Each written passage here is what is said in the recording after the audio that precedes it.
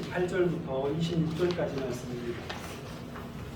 한 절씩 교독하시고 마지막 절은 같이 하시겠습니다.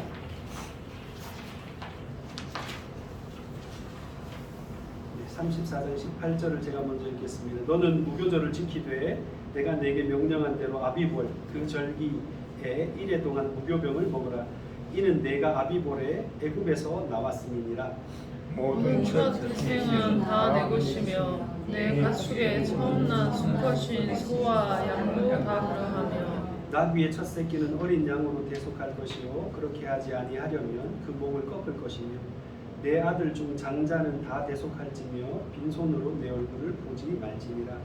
너는 엿새 동안 일하고 일곱째 날에는 쉴지니 각 갈대에나 거둘 때에도 쉴지며 77절 곧 맥추의 초실절을 지키고 세마리의 수장절을 지키라.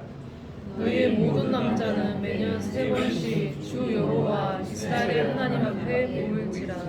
내가 이방 나라들을 내 앞에서 쫓아내고 내 지경을 넓히니 내가 매년 3번씩 여호와 내 하나님을 뵈려고 올 때에 아무도 내 땅을 탐내지 못하리라. 너는 내 저물의 피를 유교병과 함께 들이지 말며 6월절 징후를 아침까지 두지 말지며 같이 하겠습니다. 내 토지 소산에 처음 익은 것을 가져다가 내 하나님 여호와의 전에 드릴지며 너는 염소 새끼를 그 어미의 젖으로 삼지 말지니라. 아멘. 덥지요. 아유 저도 아주 그냥 더워 죽겠습니다. 여러분들 그 물 좀 많이 드시고 더위에 가급적 바깥에 나가지 마시고 건강 잘 지켰으면 좋겠습니다. 저도 지금 한 주간 월요일 날 수술 받고 난 다음에 제가 지금 한 주 내내 좀 정신없이 살았어요. 그래서 많이 걱정 안 하셔도 됩니다. 당일 수술하고 당일 퇴원하는 간단한 수술이었고 아직까지는 좀 피가 좀 나긴 하지만 그대로 잘 살고 있으니까 걱정하지 마시고 약을 지금 약에 조금 취해 있는 그런 상태라서 제가 약간 횡설수설할 수 있습니다. 여러분들 잘 이해하시고 들으셨으면 좋겠습니다. 자, 여러분들 오늘 이 말씀이 어떤 맥락에서 지금 진행되고 있는지 혹시 아시지요? 자, 하나님께서 시내산 내에 이스라엘 백성들을 모아놓고 모세를 불러올리셨을 때에 십계명을 주셨는데 그때 밑에 있던 백성들은 우상을 만들어 섬겼습니다. 그렇게 하는 바람에 하나님께서 중간에 보내셨지요. 그렇게 해서 돌판이 깨어지고 언약이 깨어졌어요. 언약을 맺으려고 하다가 언약이 깨어졌어요. 언약이 깨어졌기 때문에 하나님께서 이 이스라엘 백성들을 진멸하시고 버리시려고 하셨는데 모세의 간구와 여러 가지 하나님의 인자하심을 통해서 다시 이제 언약을 체결하기로 했습니다. 그렇게 해서 언약을 체결하기로 하고 다시 이제 모세가 돌판을 들고 자기가 만든 돌판을 들고 산으로 올라가죠. 자, 그 산에서 지금 하나님과 모세가 다시 언약을 맺고 있는 과정 중에 있습니다. 그렇게 해서 하나님께서 당신께서 어떤 하나님이시고 어떤 일을 하시겠다고 하시는 것을 말씀을 하셨어요. 그리고는 이제 이스라엘 백성들에게 너희들은 이걸 지켜야 된다고 이스라엘이 지켜야 할 항목들을 쭉 얘기하시는 중에 지금 이제 우리가 읽은 오늘 본문이 진행이 되고 있는 겁니다. 지난 시간에 했던 게 그 이스라엘 백성들이 지켜야 할 큰 첫 번째 내용이었어요. 그 내용이 뭔지 기억하시나요? 질투의 하나님이시다. 어떤 내용이었죠?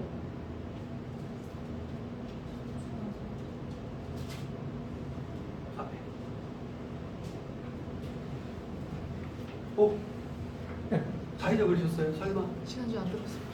예. 빨리 들으신 분 빨리 대답하시죠. 질투하시는 하나님. 다시 말하면 하나님의 백성이 지켜야 할 첫 번째는요, 절대로 우상을 섬기면 안 된다는 게 쉽게 말하면.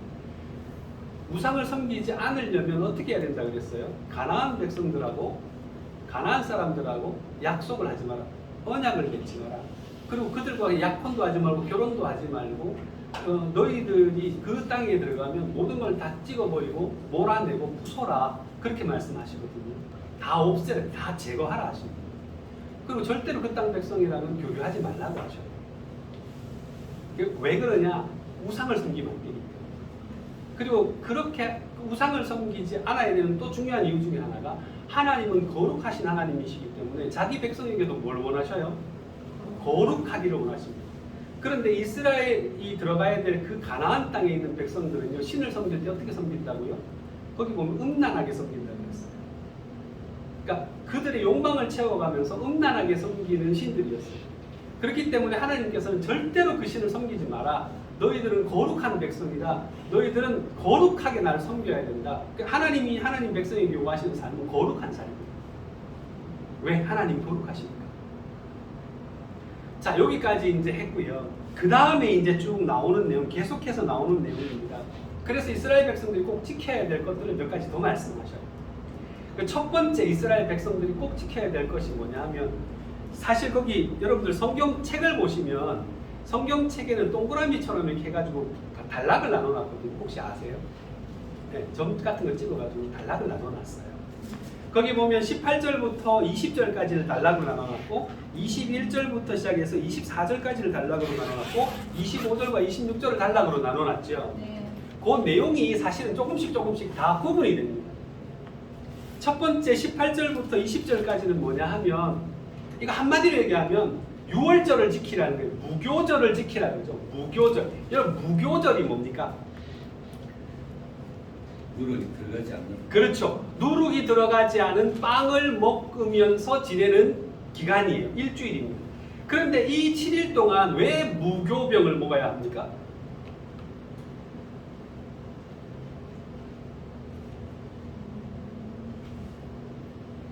여러분, 무교병이 뭔지 아시죠?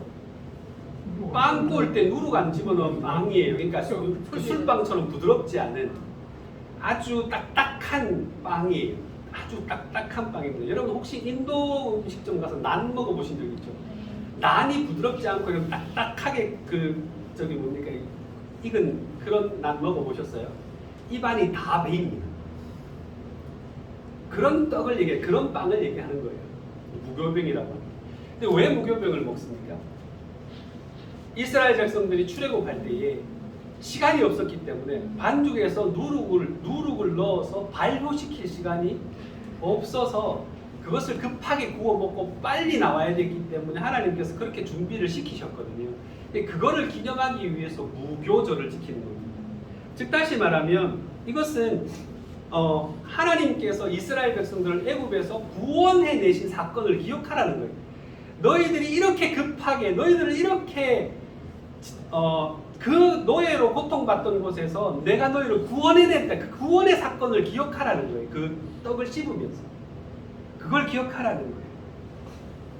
자, 그렇게 기억하는데 왜 19절과 20절을 보면 첫 태생은 다 내 거다 이렇게 말씀하시죠?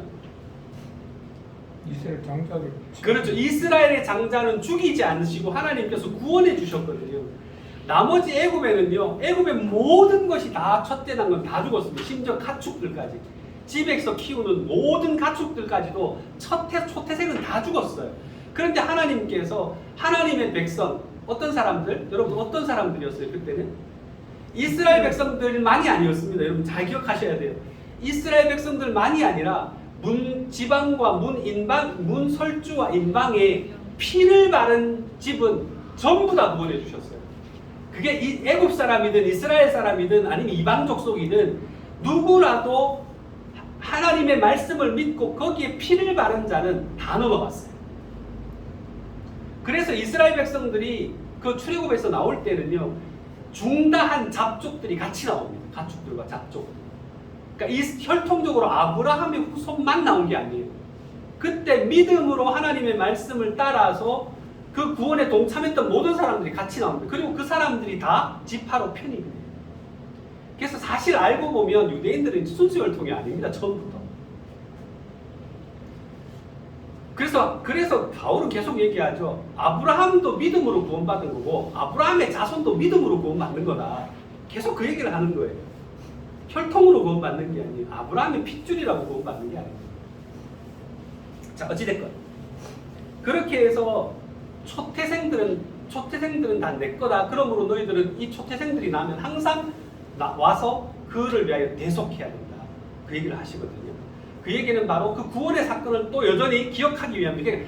이 전체 18절부터 20절까지 전부 뭐예요? 하나님의 구원 사건을 기억해라. 이거예요. 하나님의 구원 사건을 기억해라. 그리고 이 구원 사건은요, 뭐랑 연결되냐 하면 여러분, 초태생, 첫 아들, 여러분 하면 기억나는 분이 있을 거예요. 누구예요? 예수입니다. 하나님의 외아들, 하나님의 맏아들이라고 성경에 나오거든요. 그럼 신약 성경에 보면 맏아들이신 예수라고 나와요. 그리고 우리는 뭐예요? 양자로 들어간 사람들이죠. 그죠? 그래서 예수 그리스도와 형제가 되는, 하나님이 그런 하나님의 자녀로 삼아 주셨거든요. 그러니까 첫 아들, 맏아들 하면 예수 그리스도예요. 예수 그리스도께서 우리를 위하여 죽으심으로 말미암아 우리가 모두 다 구원 얻었다는 그것도 여러분 기억해야 되는 거예요. 이 말씀 속에. 그래서 우리도 뭐예요? 구원의 사건을 기억해야 된다는, 이 초태생의 이야기는 바로 그런 이야기예요. 자, 그리고 빈손으로 오지 말라 하죠. 제일 마지막에 20절에 보면 빈손으로 오지 말라. 왜요? 그 은혜를 기억하라는 거예요. 내가 너희의 맏아들을 구원해 줬는데 너희들 절대로 빈손으로 오지 마라. 내가 너희들에게 베푼 은혜를 기억해라. 그렇게 말씀하시는 거예요. 자, 그 다음에 두 번째에 보면 21절부터 24절까지 쭉 나오죠. 그죠? 자, 21절에는 뭐가 나옵니까? 21절에는 안식일에 대한 규정이 나오죠. 엿새 동안 일하고 일곱째 날은 무조건 쉬어라. 여러분, 하나님께서는요, 이렇게 구원하시고 난 다음에 하나님께서 꼭 지켜야 될 날을 정해주시거든요. 그 중에 제일 중요한 게 뭐예요? 안식일. 하나님의 백성이 지켜야 할 가장 중요한 것 중에 하나가 안식일입니다. 이 안식일은요, 하나님의 백성됨의 증거입니다. 안식일을 지키지 못하는 사람들의 주요한 원인이 뭐예요? 한번 물어봅시다. 두 가지 정도가 있을 수 있어요. 그냥 간단해서 얘기해요. 첫째는 노예이기 때문에. 노예는 안식일을 쉴 수가 없어요. 두 번째는요, 믿음이 없어서. 여러분, 오늘날에는 첫 번째일까요? 두 번째일까요? 둘 다입니다. 첫 번째는 돈의 노예가 되어 있기 때문에. 두 번째는요, 주님을 믿지 못하기 때문에. 전부 주일날 일하는 이유가 뭐예요? 다 그겁니다. 주일날 일 안 하면 불안하고 돈을 못 벌 것 같아요. 자녀를 못 먹여 살고. 또 하나, 주일날 일 안 하면 어떻게 돼요? 자기가 돈을 못 벌 것 같으니까 자꾸 돈에 끌려다니게 돼요. 그래서 이 두 가지 원인 때문에 오늘날에도 안식일을 지키지, 하나님 주일을 지키지 못하는 경우들이 많습니다. 여러분, 하나님을 믿는 하나님의 백성이 지켜야 할 가장 중요한 것 중에 하나가 바로 이겁니다. 안식일을 지키는. 하나님이 주신 6일 동안 열심히 일하고 하루는 하나님을 믿고 그 믿음 안에서 평안을 누리고 쉼을 얻는 거예요. 이게 하나님이 우리에게 주신 축복이기도 하면서 하나님께 우리가 반드시 지켜야 할 의무이기도 합니다. 그 다음에 나오는 것들이 뭡니까? 그 다음에 뭐예요? 뭘 지키라 그래요? 거기 하나 더 할게요. 자, 안식일을 지킬 때 언제도 지키라 그래요? 밭을 갈 때도 지키라 그래요. 그죠? 거둘 때, 추수할 때도 지키라 그래요. 추수하다가 안식일이 됐어. 어떻게 해야 돼요? 쉬어야 돼. 멈춰야 돼. 이게 믿음인 거예요. 이거 못하면 안식일을 못 지켜요. 그러니까 하나님 이것까지 원하시는 거예요. 하나님 백성이라면. 자, 그 다음에 나오는 게 뭐예요? 77절 지키라 그러죠. 77절이 뭐예요? 여러분, 77절은요, 신약 성경으로 넘어가면 오순절이라고 나옵니다. 7 곱하기 7, 49일이죠. 오순절이 77절이에요. 근데 그걸 또 다른 말로 하면 맥추절이라고 해요. 맥추절이 뭐냐 하면요, 이스라엘은 곡식을 거둘 때 제일 먼저 밀을 거둡니다. 밀을 거두는데 그 밀의 첫 단, 그러니까 추수해서 첫 번째로 추수하는 그 날을 기념하는 것이 77절이고 맥추절이에요. 그러니까 맥추감사절, 우리가 생각하는 맥추감사절하고 좀 달라요. 맥추감사절은 원래 보리를 다 거두고 난 다음에 보리를 주신 하나님께 감사하는 의미에서 우리 맥추감사절을 드리잖아요. 근데 그게 아니라 이스라엘 백성들은 자기들이 추수를 시작한 것을, 그러니까 첫 처음으로 거둔 열매를 감사해서 지키는 절기가 맥추절입니다. 이해되시나요? 자, 그리고 난 다음에 이때는 뭘 거둔다고요? 밀을 거둡니다. 우리가 아닙니다. 밀을 거두는 거예요. 그리고 난 다음에 또 뭘 하나 지키라 그러시죠? 세 밑에는 수장절을 지키라 그래요. 수장절은요, 저 성경에 보면 다른 말은 초막절이라고도 합니다. 그러니까 전부 초막을 짓고 들에 나가서 초막을 짓고 거기서 한 일주일 동안 살면서 집회도 하고 성회도 하고 그리고 그러면서 지키는 절기인데요. 이 수장절은 뭐냐 하면 요즘으로 얘기하면 이게 추수감사절입니다. 추수를 다 끝내놓고 곡식을 저장할 때 기념하는 절기입니다. 그러니까 하나님이 주신 모든 것을 감사하면서 드리는 거예요. 그게 수장절. 그래서 세미치라고 얘기합니다. 자, 그런데 가만히 생각해보면 여러분 이게 조금 이상하게 느껴지셔야 돼요. 제가 앞에서 상황 설명을 해드렸잖아요. 배경 설명을 해드렸잖아요. 근데 사실은요, 이 맥추절 내지는 뭐 77절과 수장절은 사실 여러분들에게 이상하다 이렇게 생각하셔야 돼요. 왜 이상하다고 생각하셔야 돼요?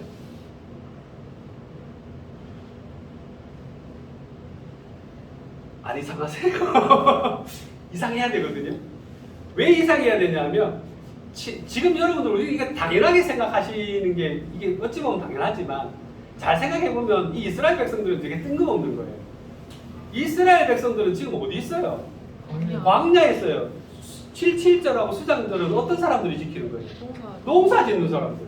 농사도 안 짓는데 지키라 하잖아요. 이상해야죠. 아직 농사 시작도 안 했어요. 농사 지으려면 40년을 기다려야 돼요, 아직. 그렇잖아요. 그런데 하나님께서 77절을 지키래요. 수장절을 지키래요. 광야 생활 동안 지켰겠어요? 못 지켰겠어요? 못 지켰을 거예요. 그죠? 40년 동안은 어찌 보면 별 필요 없는 절기예요. 그죠? 그런데 하나님 지키라 하시잖아요. 왜 그럴까? 이상하잖아요. 그죠? 그죠? 기억. 네? 기억. 기억하라고가 아니라요. 약속을 지키겠다는 하나님의 확실한 약속에 대한 보증입니다. 이게. 내가 너희들이 거기 그 땅에 정착해서 농사 지을 수 있게 내가 반드시 해준다. 그러므로 들어가서 너희들 반드시 지켜야 돼. 이 얘기 하시는 거예요. 이거 약속에 대한 보증이에요. 그래서 여기는 지금 절기가요 상세하게 기록되어 있지 않습니다. 간단하게 기록되어 있죠. 왜? 아직은 지킬 때가 아니기 때문에 되게 간단하게 되어 있어요. 나중에 되면 보다 더 신명기나 이런 쪽에 보면 보다 더 정확하게 나옵니다. 절기를 지켜야 되는 내용. 자, 어찌됐건 그렇게 해서 지키라고 하시는데 그 지키는 이유가 뭐예요? 1년에 최소한 몇 번은 하나님 앞에 와라? 3번. 왜 3번이죠? 6월절이죠. 6월절, 77절, 수장절 때는 반드시 하나님 앞에 보여라. 하나님 앞에 보이라는 말이 무슨 말인지 아세요?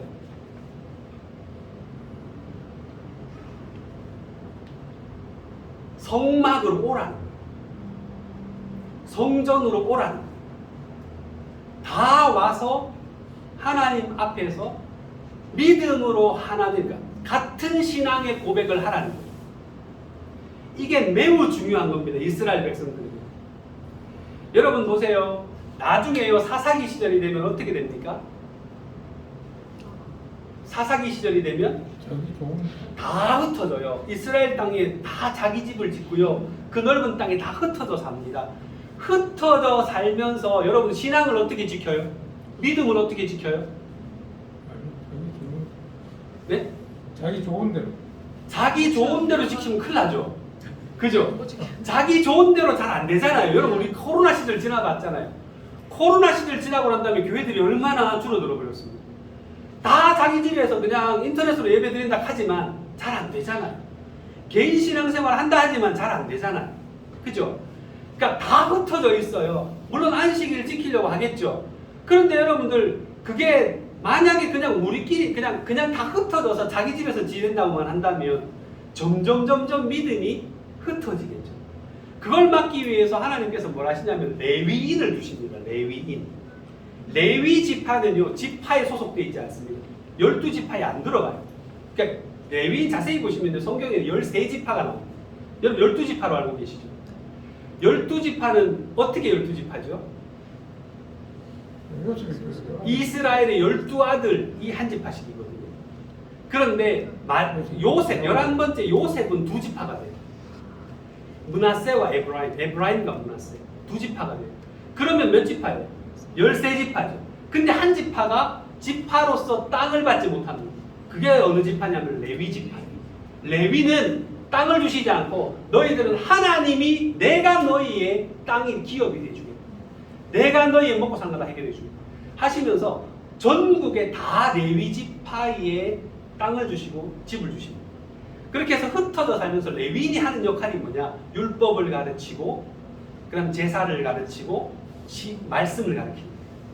그 사람들이 뭐 하는 거예요? 신앙을 이스라엘의 여호와 신앙, 하나님을 믿는 그 신앙을 지키는 핵심적인 역할을 합니다. 근데 나중에 그 레위인들이 다 거지가 되고 레위인이 굶어 죽게 돼요. 왜냐하면 이스라엘 백성들이 레위인을 철저하게 배제해버려요.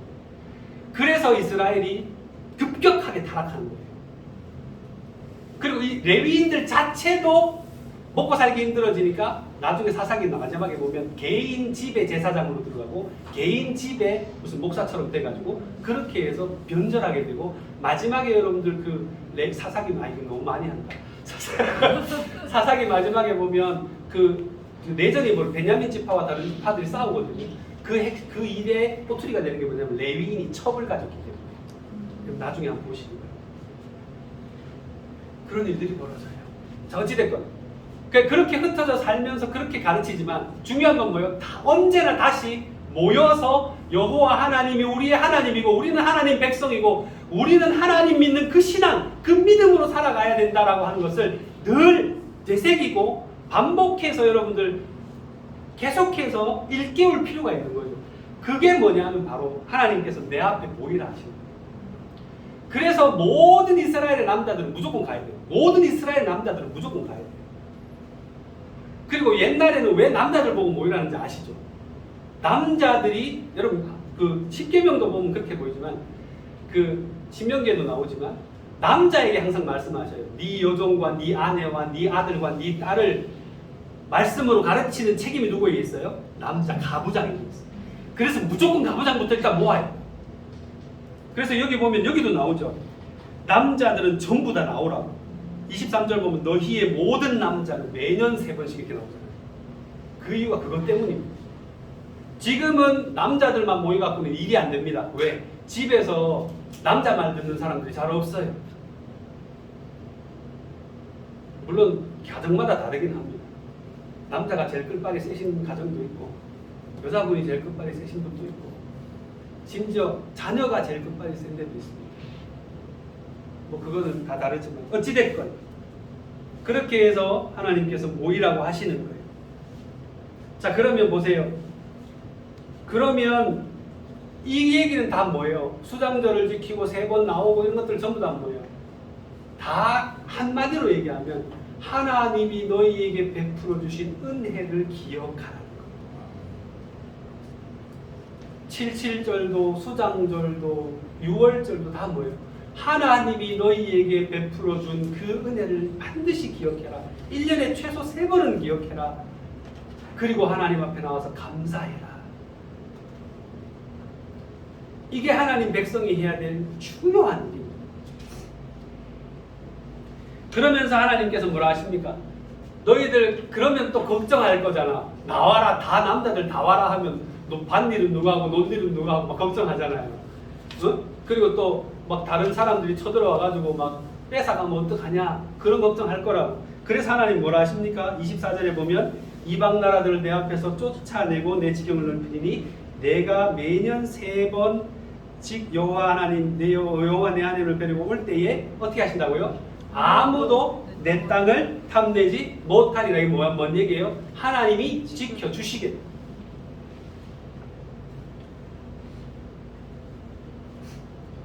그러니까 하나님은 하나님이 지켜주실 것을 하고 우리는 우리가 해야 될 일을 하고 하나님의 백성이 지켜야 될 것은 하나님의 백성이 지키고 하나님이 지키셔야 하는 것은 하나님이 책임져 주시고 이것이 하나님 믿는 백성의 삶인 거예요. 자, 그리고 이제 마지막 25절, 26절 이거 마칩시다. 자, 25절 보면 뭐가 나옵니까?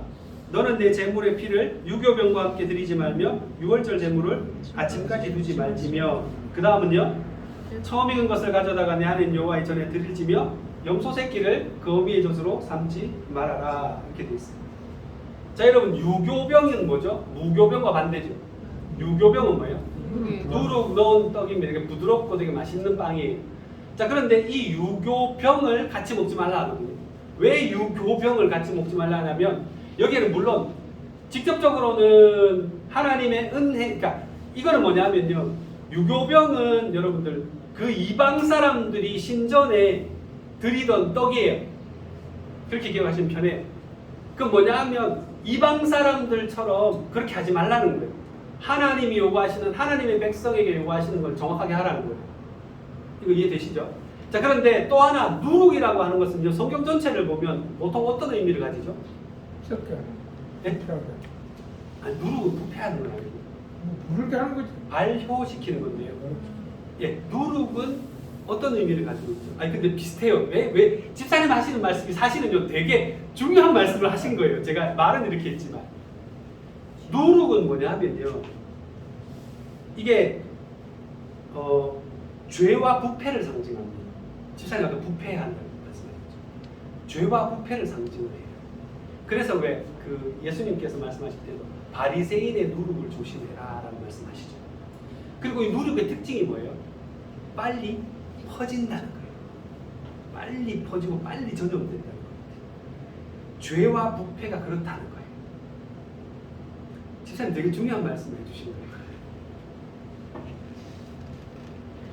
자, 여러분, 이것은 다시 말하면 누룩 넣은 유교병을 먹지 말라, 같이 두지 말라라고 하는 것은 뭐냐면, 하나님 섬긴다고 하면서 다른 신들을 함께 섬기는 것을 상징하는 것일 수도 있습니다. 그리고 또 하나는 뭐냐면 가나안의 세속적이고 음란한 문화에 동화되어져 가는 걸 얘기할 수도 있어요. 그 다음에 26절을 보면 또 뭐가 나옵니까? 마지막에 보니까 염소 새끼를 그 어미의 젖으로 삼지 말라, 뜬금없이 나오죠. 그죠? 이 여러분 무슨 뜻인지 혹시 들어보신 적 있어요?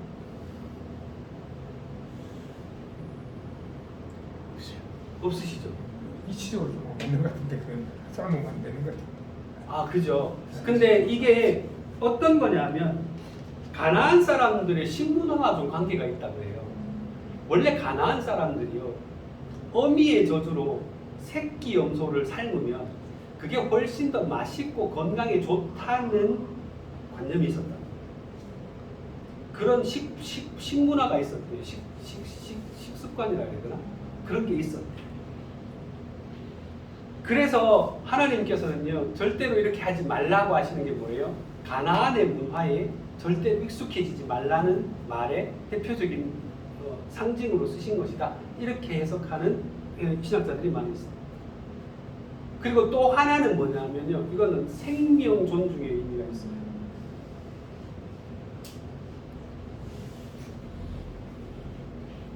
하나님의 백성은 하나님이 만드신 생명에 대해서 하나님 특별히 그러거든요. 피째 삼지 마라, 피째 먹지 마라, 이런 얘기 계속 하시거든요. 왜 그러냐, 뭐라 그러시죠? 피가 생명이기 때문이다, 이렇게 말씀하시잖아요. 그리고 절대로 그 뭡니까, 새끼, 예를 들어서 어린 양을 잡을 때도 8일, 난지 8일 되는 동안에는 어미랑 떼지 못하게 해요. 왜냐하면 어미의 사랑을 받아야 될 시기이기 때문에 하나님께서 그 어미에게 늘 새끼를 붙여놓으라 하십니다. 8일, 최소 8일. 그리고 여러분들, 사람은 어떻게 합니까? 사람은 결혼하고 난 다음에는 1년 동안 군역시키지 말라 해요. 같이 신혼부부끼리 같이 살으라고. 그렇게까지 하나님 배려하시거든요. 그러니까 하나님께서는 언제나 보면 자기가 만드신 그 피조물, 아무리 사소해 보이는 그 피조물도 하나님께서는 귀히 보신다는 것이 성경에 자세히 보면 나와 있습니다. 그래서 그런 생명 존중, 하나님께서 존중하시는 그 생명을 우리도 하나님의 백성으로서 존중해야 된다는 의미까지도 포함되어 있다고 보통 해석들을 합니다. 자, 그러면 여러분들 크게 세 가지, 마지막에 나오는 25절, 26절은 특히나 뭐에 대한 얘기였어요? 가나안 문화에 동화되지 마라.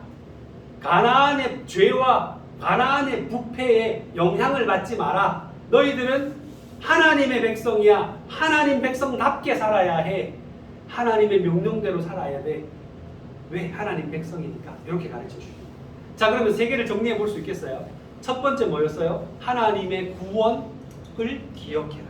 두 번째, 하나님의 은혜, 하나님의 베푸신 은혜를 기억해라. 절기를 지켜라. 세 번째는 세상과 동화되지 마라. 거룩하게 살아라.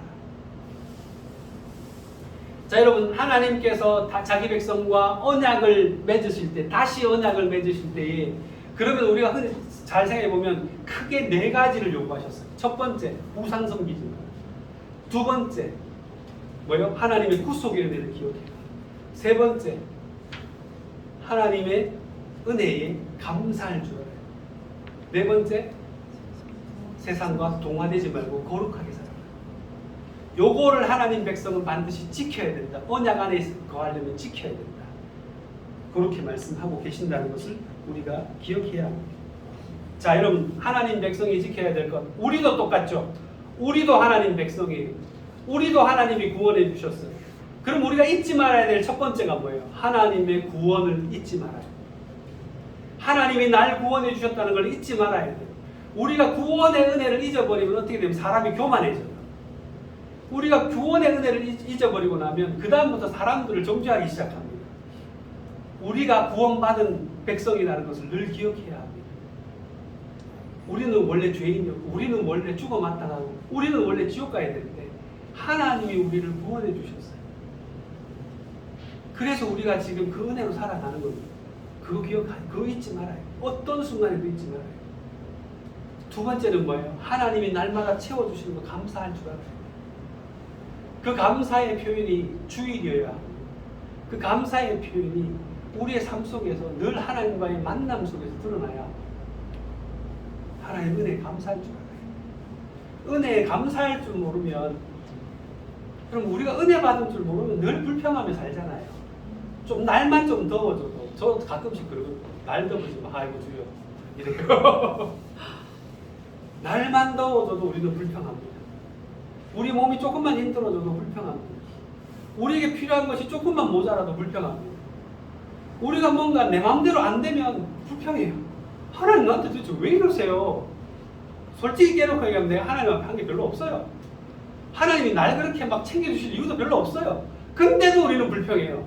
하나님, 도대체 나한테 왜 이러세요? 이러잖아요. 그죠? 여러분도 왜 이런 자꾸 불평이 나오냐면 은혜를 자꾸 잊어버립니다. 하나님 우리에게 베풀어 주신 은혜를 자꾸 잊어버립니다.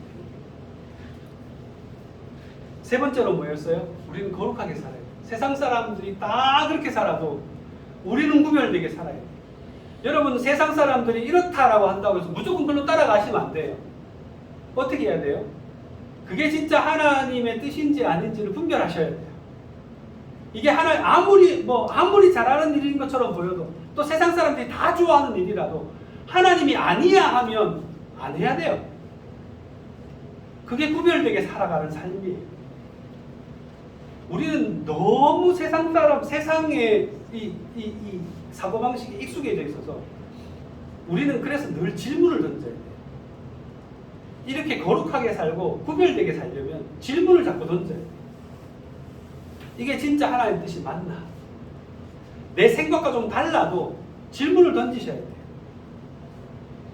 예를 들어서 이런 거죠. 하나님께서 만약에 이 땅에 지금 예수님께서 지금 이 땅에 오셔서 누군가를 만나신다면 제일 먼저 누구를 만나실 것 같아요?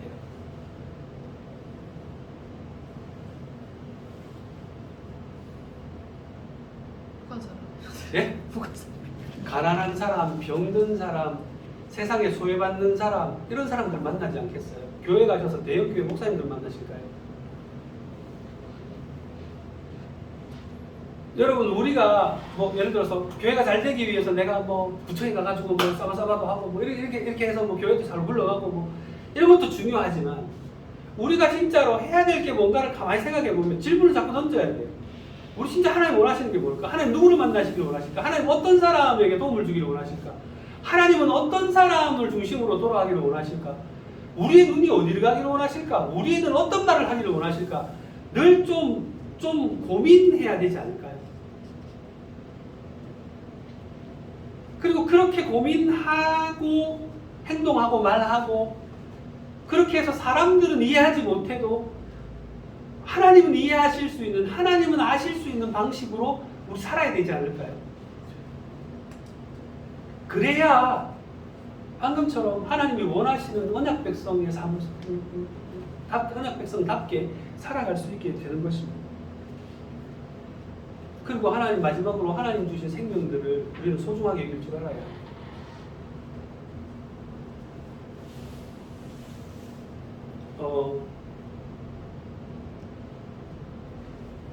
네, 여기까지만 하겠습니다. 우리 한번 기도할까요? 제가 할 말이 조금 더 있지만 그게 중요한 건 아니었습니다. 여러분 같이 기도할 때 하나님, 우리가 하나님 백성 되게 하신 것 너무 감사합니다. 하나님, 우리를 구원해 주셔서 너무 감사합니다. 하나님, 우리가 그 은혜 잊지 않고 늘 주님 백성답게 세상과 구별되게 거룩하게 아름답게 그렇게 살아갈 수 있게 달라. 여러분 이 시간에 우리 간절한 마음을 가지고 같이 우리 한번 기도합시다. 기도하시겠습니다. 하나님 아버지, 정말 은혜와 사랑 감사합니다. 나같이 하나님 아버지 쓸모없고 하나님 아버지 참으로 주님 죄악으로 가득 차 있는 인간 주님께서 불러주시고 구속해 주시고 하나님 십자가의 은혜로 하나님 내가 무엇이 관계주께서 생명을 버리시고 피를 흘리시고 고난당하시는 하나님 이 죄를 용서하시고 받아주셨습니다.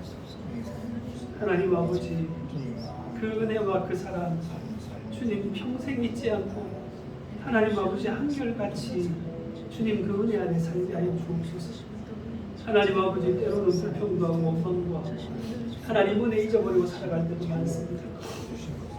하나님 용서하시고 하나님 아버지 이후로 더 주님의 은혜가 은혜 안에 살게 하시고 그 은혜 안에 거하게 하셔서 하나님 아버지 세상 살아가면서 감사하면서 주님 앞에 살아갈 수 있는 그런 사람 될 수 있게 도와주옵소서.